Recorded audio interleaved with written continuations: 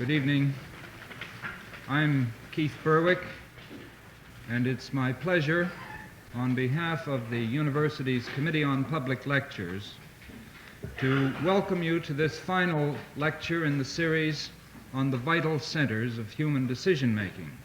In the first three lectures of this series, we've heard considerations of the problems posed by outer space and man's cosmic aspirations, of inner space, the psyche, and the question in particular of creative problem solving, and the problems posed by that space which is neither so high nor so deep, the space occupied by politicians and politics, and in particular the question of presidential leadership. It was, and I wouldn't presume really to summarize the arguments of the earlier lecturers, but I would simply point out that Dr. Pickering of the Jet Propulsion Laboratory put it forth as his contention that man at the threshold of space must adapt to a rapidly changing world, to a rapidly automated world, if he's to exploit fully the potential of his own creations, of his own machines, and not fall victim to them.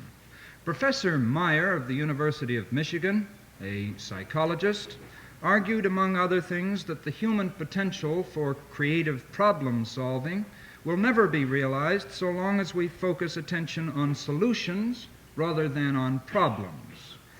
And his was a plea, I think, essentially for flexibility and for inventiveness in coping with our problems. And then last week, Professor Richard Neustadt of Columbia University in New York described what he called the new presidency and insisted that with the end of the age of free security, the basic criterion for the judgment of presidential leadership must now be the judgment of the president rather than his ability to compromise, his ability to reconcile conflicting interest groups. Now, tonight, we have the opportunity to hear the reflections of a great and honored scholar on the examination, really, of these and kindred questions, which amount, I suppose, essentially to the question of the human condition itself.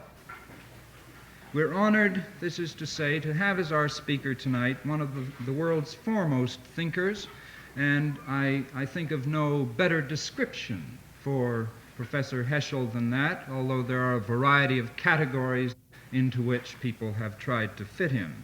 It's for me a particular honor to have the opportunity to introduce him to you, because I fell under his spell, or rather under the spell of his works, several years ago as a graduate student at the University of Chicago, and have been an earnest student of his works ever since. Professor Heschel is a native of Warsaw, where he received his early Jewish education. He received the doctorate in philosophy in 1933, in those ominous years, from the University of Berlin. Like so many European intellectuals, he, with the rise of Hitler and Nazi Germany, evacuated Europe, if not in spirit, at least in body. He passed a time in London and came to the United States in 1940. For 5 years before becoming professor at the Jewish Theological Seminary in New York, where he now is, he was associate professor of philosophy and rabbinics at the Hebrew Union College in Cincinnati. Now, I could go on to describe his works in intricate but crude detail, but it seems to me really that the best introduction, obviously, to Professor Heschel is himself and his words for us tonight. So without any further introduction for me, or from me rather, I take the greatest possible pleasure and have the greatest possible anticipation in presenting to you Professor Abraham Heschel, whose subject is the exile of humanity.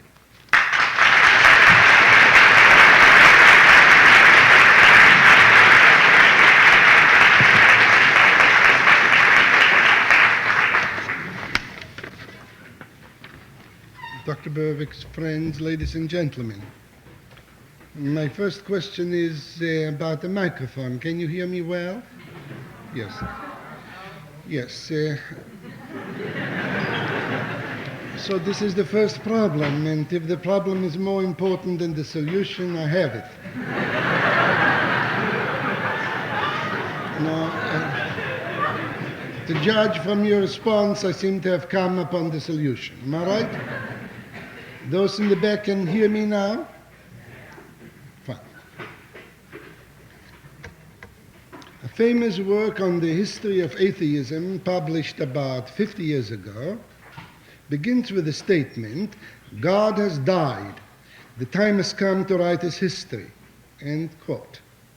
Today, no historian would regard such a project as urgent. Our major anxiety today seems to be diametrically opposed. Men may be dying and there will be no one to write his history. This is the problem that shatters all complacency. Is men about to disappear? A generation ago, many of us maintained science, civilization contradicts religion. Today we are wondering, does civilization contradict man? The striking feature of our age is not the presence of anxiety, but rather the inadequacy of anxiety, insufficient awareness of what is at stake in our situation.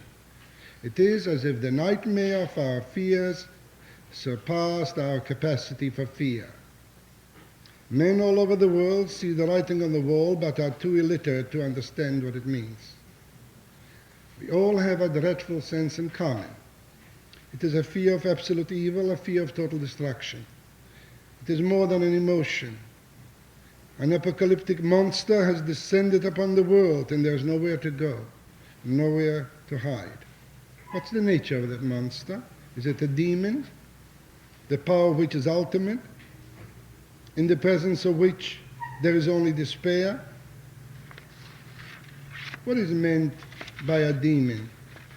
We find among many primitive peoples a belief that the total world power is divided among many petty rulers, which are felt to be malicious, inimical to man, beyond his control. Above all, irrational. Their nature is gruesome, unconcerned with either merit or purpose. Man's will shatters itself against the irrational harshness of the universe, which is ruled by those petty forces, by the demonic forces. Now, there was the great insistence of biblical thinking that there are no demons, that the total world power is not divided.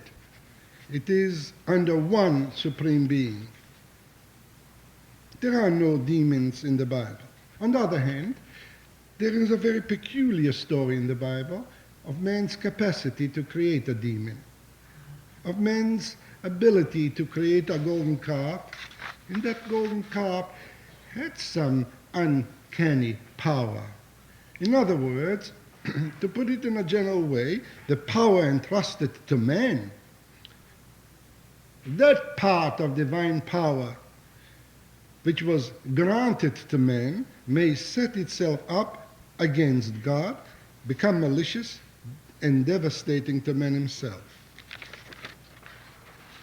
Since the time of antiquity, religion was, with a considerable degree of justification, condemned for planting fear in the hearts of men. Fear, blind and empty, is the cause of human misery. Banish religion and you emancipate man. So we are not afraid of God anymore. Instead, we are afraid of man. There have been numerous attempts in the history of the West to bring about a universality of spirit, to find one idea, one vision, which would be acceptable to men all over the world. We have never succeeded in that. It is the irony of history that the thing that came to unite all men is not faith in one particular idea, but a fear of all men, a fear of man who has the atom bomb at his disposal. But man cannot live by fear. The deeper meaning or the deeper implication of our situation as a result of a total condition is due to man's estrangement of his own self. He really doesn't know anymore what his ambitions ought to be, what his goals ought to be. Man is afraid of his own self. He is a problem in perplexity to himself. Something of him has abandoned him. He is not quite at home in his own self. He is a stranger in his own world. Man is afraid of man. Is man afraid of his own shadow? Are we afraid of man because he is human, or are we afraid of man because he is no more human? Know thyself is the advice given out in many traditions, in Greece, in India, in modern psychology, even sociology and biology.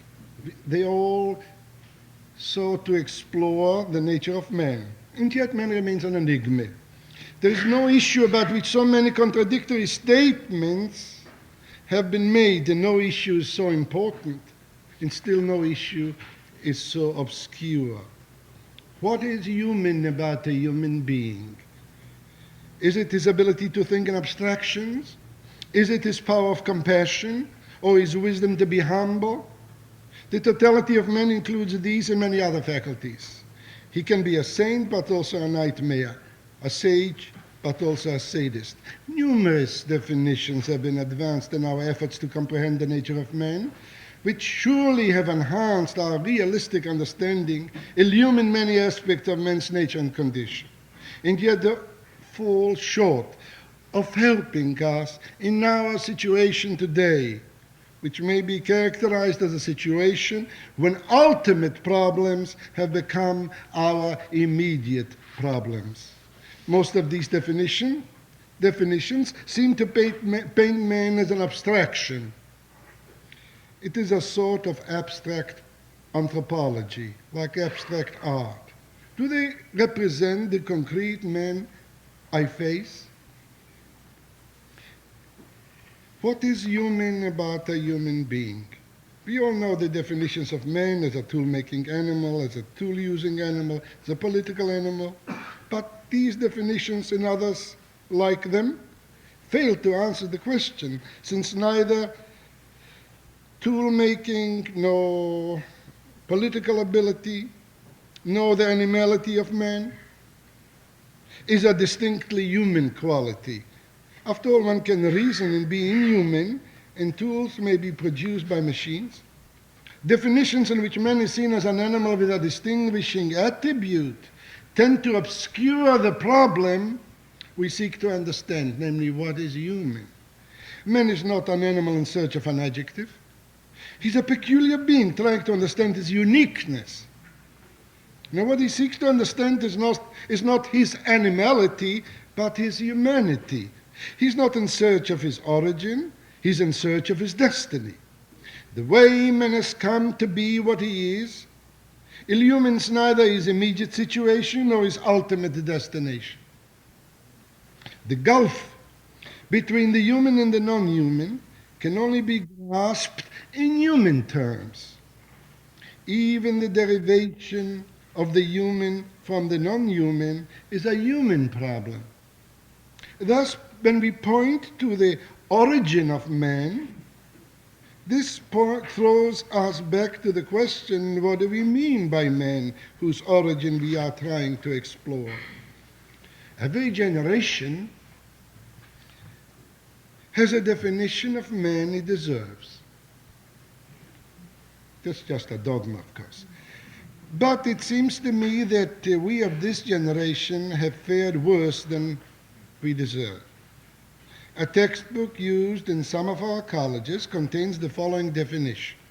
A human being is an ingenious assembly of portable plumbing. Homo ex machina. Homo. Now, of course, we have all read many essays entitled the human machine. Man is a machine into which we put what we call food and produce what we call thought. To quote Shakespeare, is man no more than this? Is the concept of humanity nothing but vanity? The organist lighted a candle in the daytime and went around saying, I'm looking for a man. Yet it is men we meet and men that we are, whatever our opinion may be. Now we must not take lightly man's pronouncements about himself. These pronouncements surely reveal as well as affect his basic attitude. A definition in the 11th edition of Encyclopedia Britannica goes like this: man is a seeker after the greatest degree of comfort for the least necessary expenditure of energy.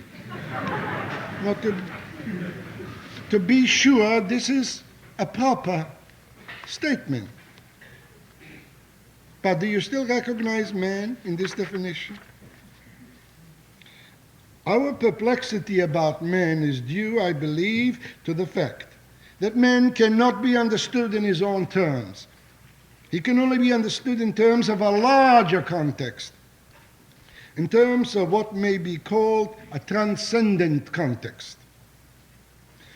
What man makes of his life and how he acts may be described as facts, but the question of what he ought to make of his life, how he ought to act, can only be answered in the light of larger terms. In the Middle Ages, thinkers were trying to discover proofs for the existence of God. Today we seem to look for proofs for the existence of man. Now, this is a profoundly serious problem. The ambiguity of the Homo sapiens is an old triviality. Both praise and derision have been profusely heaped upon man throughout the ages. To some, he is heaven's masterpiece. To others, he is nature's sole mistake. Yet a note of compassion vibrates in the older discourses about him. Today we are fiercely articulate in deprecation and derision. Imagine, he who would write a book in the praise of man would be regarded either as a half-wit or a liar. Who could praise man? Man is being excessively denounced and condemned by artists, philosophers, theologians. Let me give you a typical view, and I quote, man is a beast. No, this is definitely true, right? The corollary, there's a difference. The only difference between man and the other beast is that man is a beast that knows he will die. This preoccupation of death is another significant system. The only honest man is the unabashed egotist. Otherwise, he's not honest. This honest man pours contempt upon the mendacity, the lies, the hypocrisy of others who will not acknowledge their egotism. The one irreducible value is life, which you must cling to as you can and use for the pursuit of pleasure and power. The specific ends of life are, of course, sex and money. The great passions, I'll better not continue.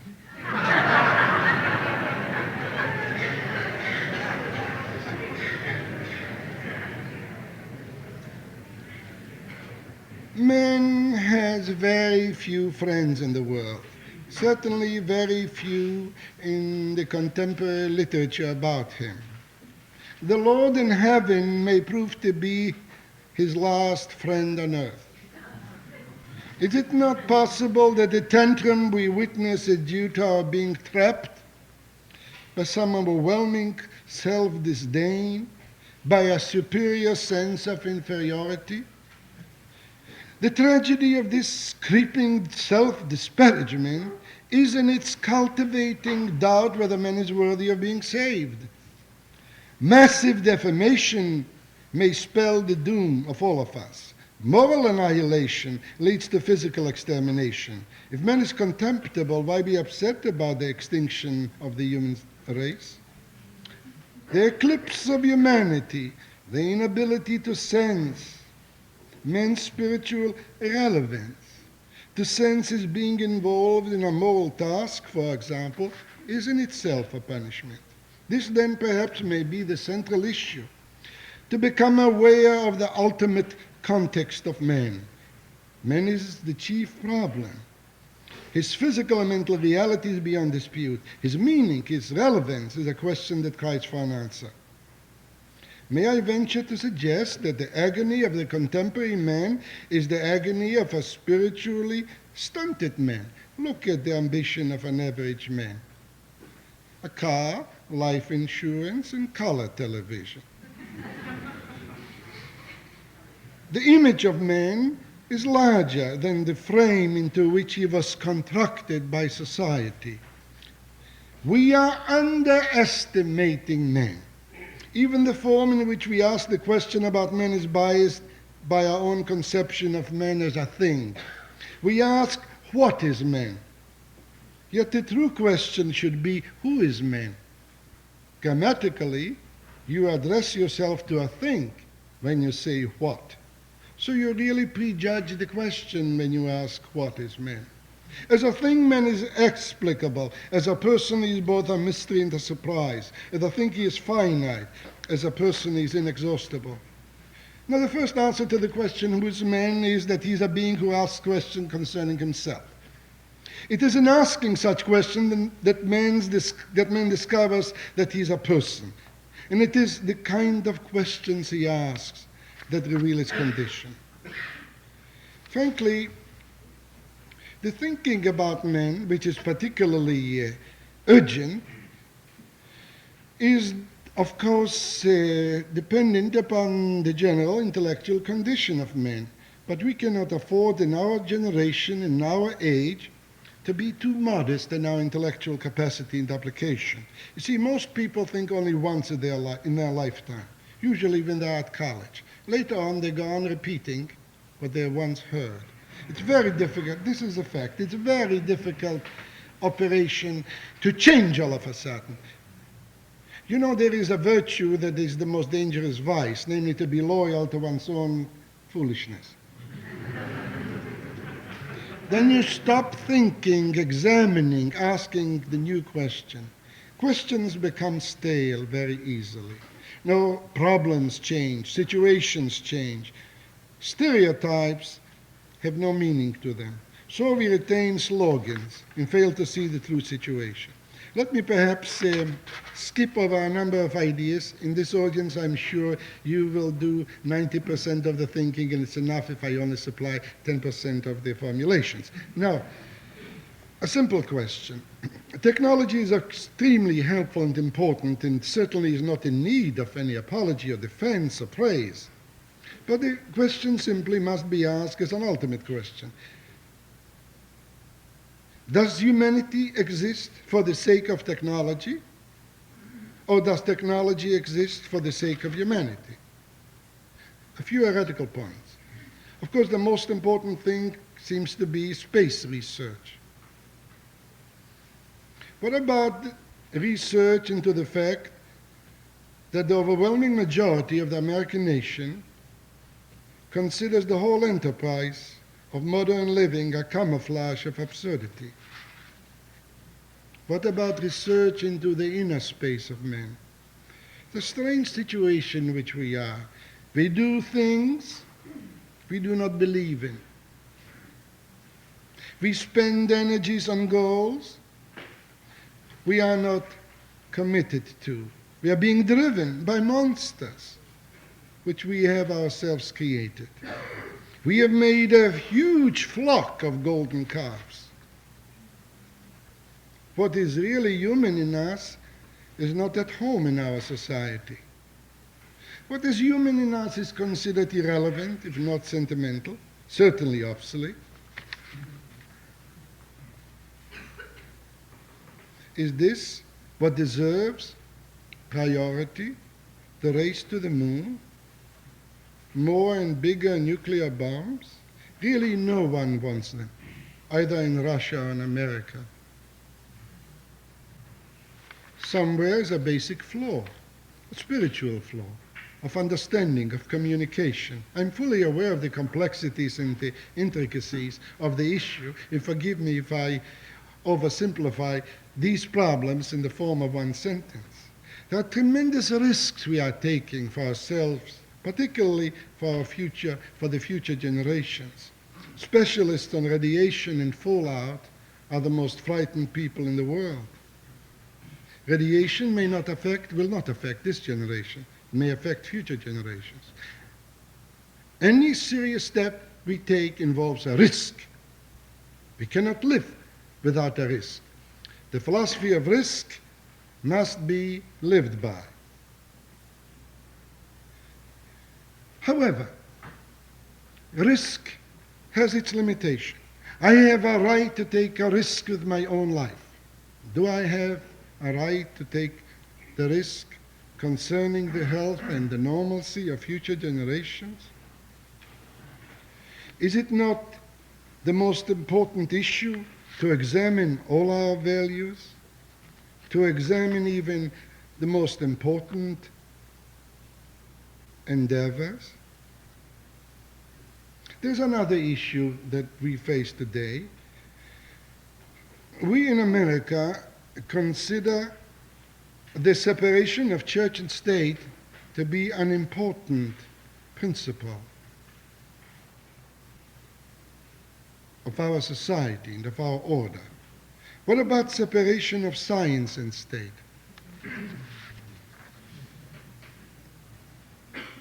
What about the problem of an ethics of science? I don't think we can ever entertain that science must remain what the Germans called wertfrei, independent of any moral valuation.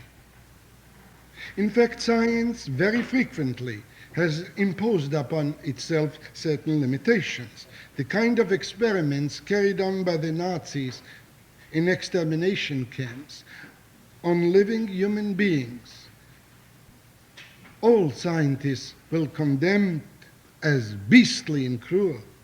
There are certain experiments we will never undertake.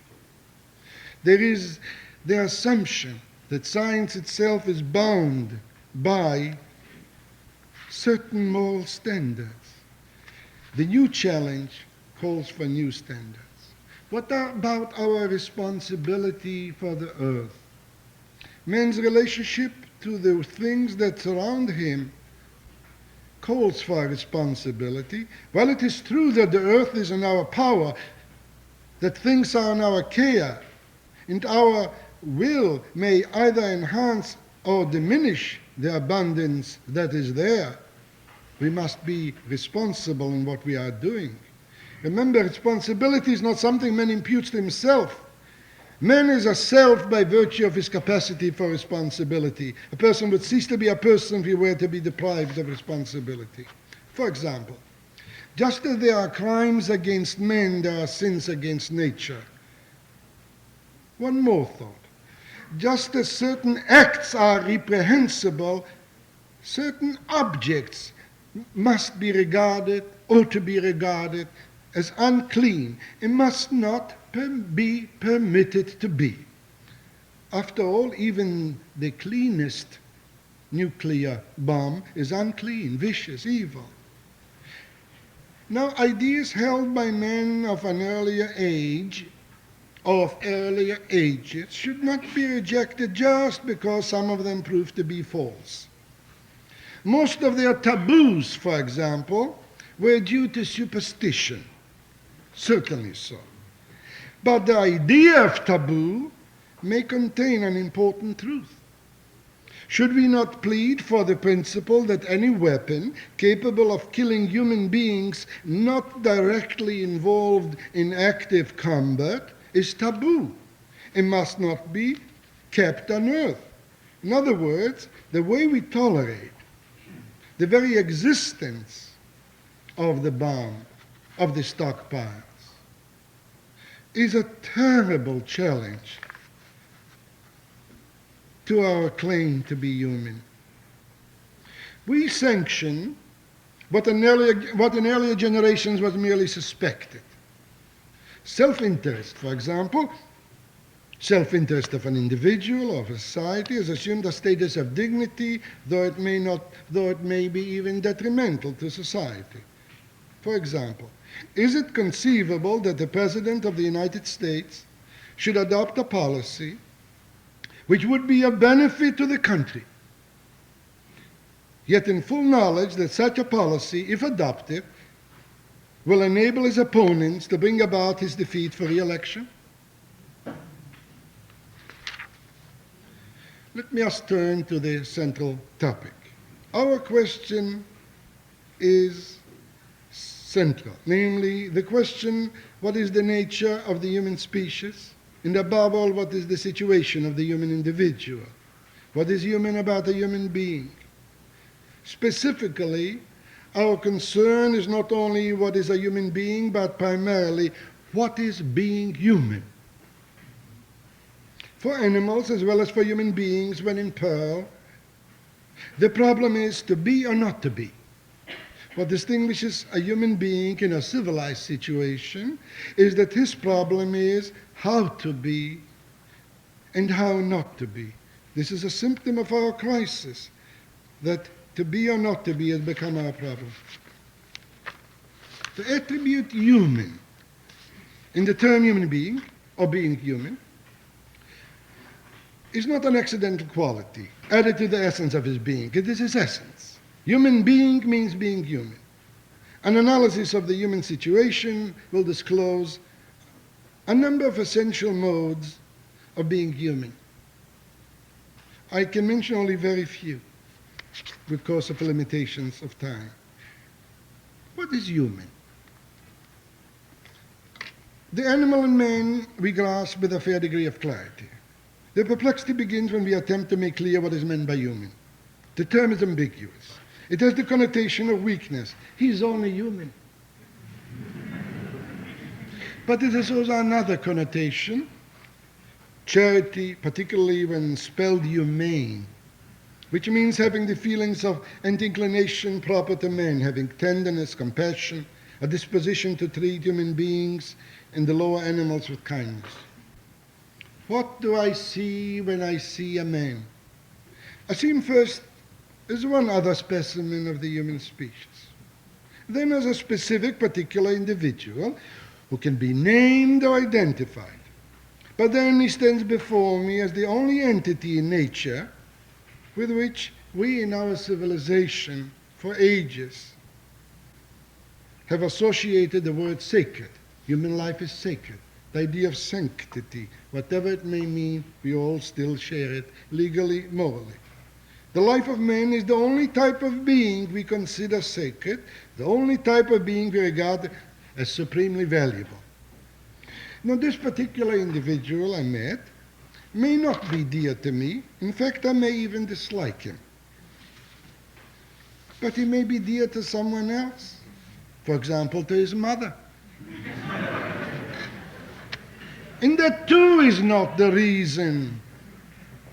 Even if nobody cares for him, he still is a human being. Let me then suggest at least 4 ideas about men, just a partial observation. First, no man is an average man. An average man is a myth. I've never met him. He doesn't exist. 2, man is human not only by what he is, but by what he is called upon to be. 3, to be means to obey. And finally, to live is to be indebted. Let me discuss these 4 points. There are 2 ways of analyzing and describing the being of a human being, of a person, from within and from without. My being here and now is not indifferent to me, as another being there and now may be. Looking upon myself from the perspective of society, thinking comparatively, I'm an average person. But facing myself intimately, immediately, I regard myself as unique, as exceedingly precious. Every one of us considers himself exceedingly precious, rightly so, not to be exchanged for anything else. I would not like my existence, since it is so precious, to be a total waste, to be gambled away. Utter absurdity. No one will live my life for me, and no one will think my thoughts for me or dream my dreams. My existence is an original, not a duplicate. My own being, placed as it is in the midst of many beings, is not simply being here too, being around, part of the environment. It is at the very center of my consciousness that I am distinct. It is through the awareness that I am not only an everybody, that I evolve as a self, as somebody, as a person, as something that cannot be repeated, something for which there is no duplicate, I repeat, and no substitute. Every person is a disclosure, a mystery that eludes the grasp of generalization. Now, the moral problem can only be treated as the supreme and central problem, and it is. Not there are values and how to attain them, but how should I live the life I am? My life is the task, the problem, and the challenge. I'm exceedingly noteworthy, exceedingly relevant to myself. And it is the notability of my existence that becomes elusive when looked upon from without, from the perspective of society, for example. In other words, while my uniqueness is a matter of personal certainty to me, it looks like a conceit from the perspective of statistic or manpower administration. Luminous from without, my notability seems opaque, if not absurd, from without. In the eyes of the world, I'm an average man, but to my heart, I'm not an average man. To my heart, I'm of great moment. The challenge I face is how to actualize, how to concretize my quiet eminence of my being. You see, a human being has not only a body, but also a face. A face cannot be grafted or interchanged. A face is a message. A face speaks, often unbeknown to the person. I quote, "It is the common wonder of all men how among so many millions of faces there should be none alike.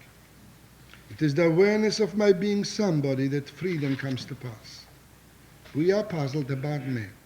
Now, biologically, man is easily defined or classified. Yet, while we may be able to define the human species and to place it in relation to the animal world, we quickly discover that such a definition is of little value in trying to understand the relations of man to man, or in our effort to understand our own selves. The generalization by means of which definitions are made fail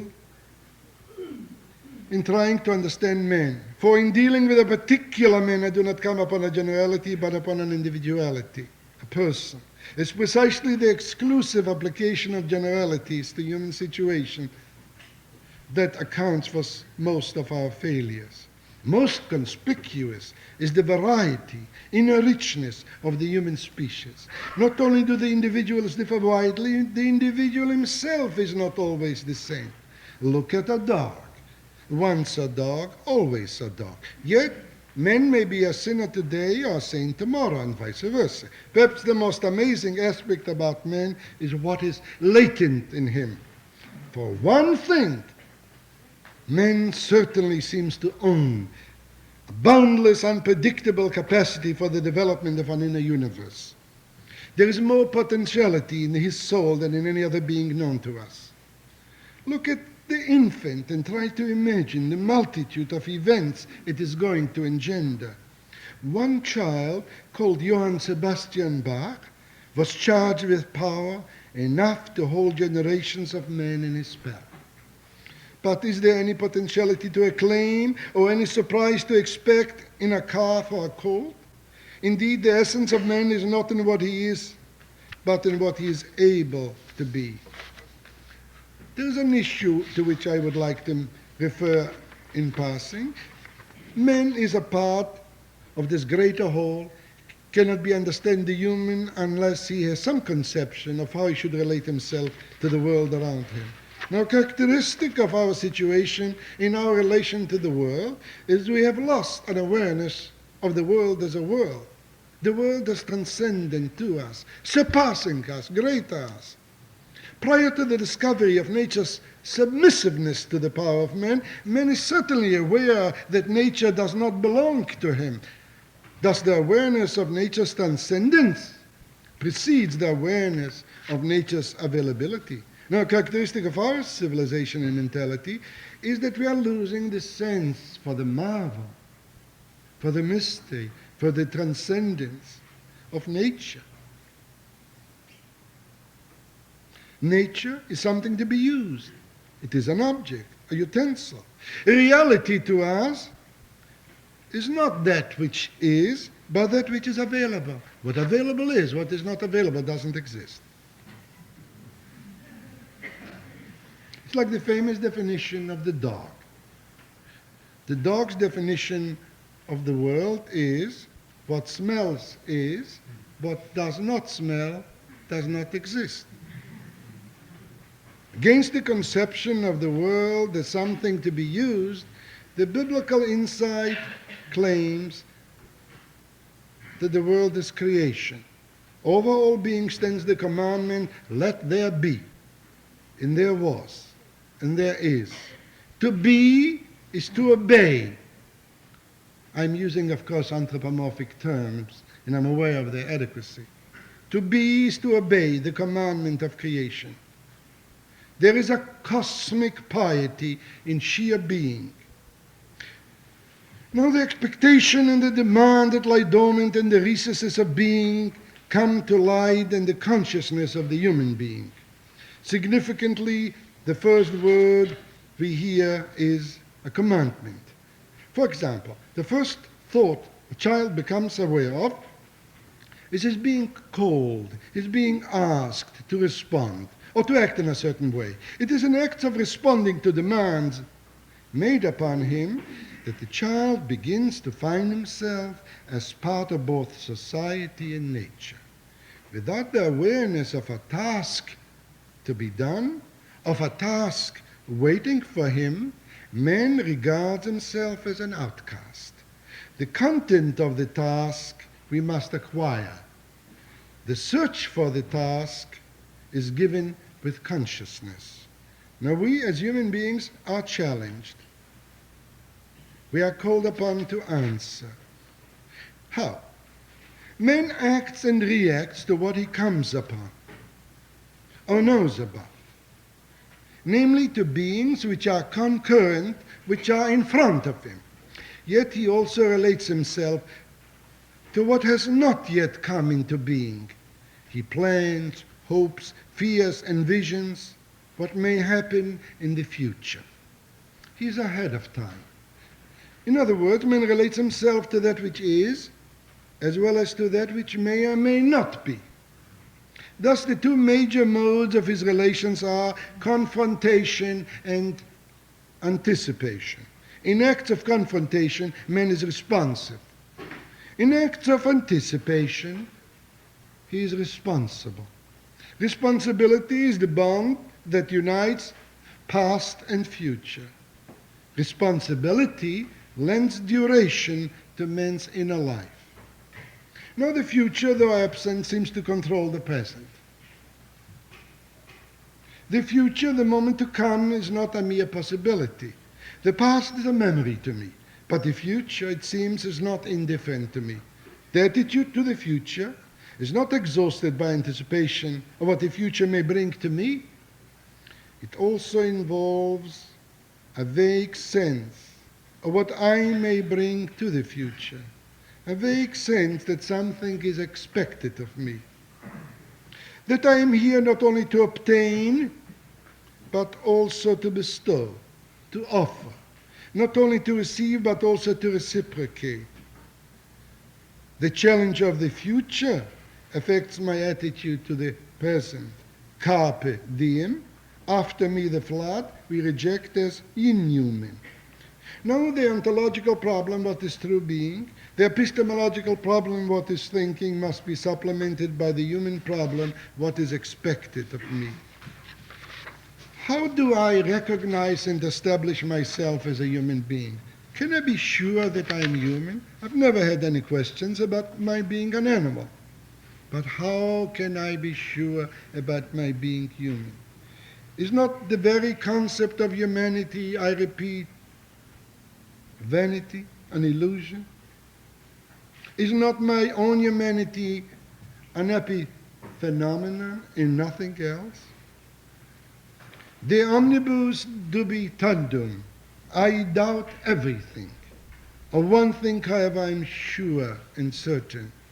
There is a challenge that I can never evade in moments of failure as well as in moments of achievement. Man is inescapably, essentially challenged on all levels of existence. It is in his being challenged that he discovers himself as a human being. Do I exist as a human being? My answer is, I am commanded, therefore I am. There is a built-in sense of indebtedness in the consciousness of man. What he faces are not timeless values, self-subsistent, which he supposedly is trying to fulfill. What he faces is a requiredness. Without such an awareness, man can be neither creative nor responsible. Man is a commanded being. Meaning is found in responding to the demand. Meaning is found in sensing the demand. Of course, when the soul is stale, the demand is dead. By soul I mean open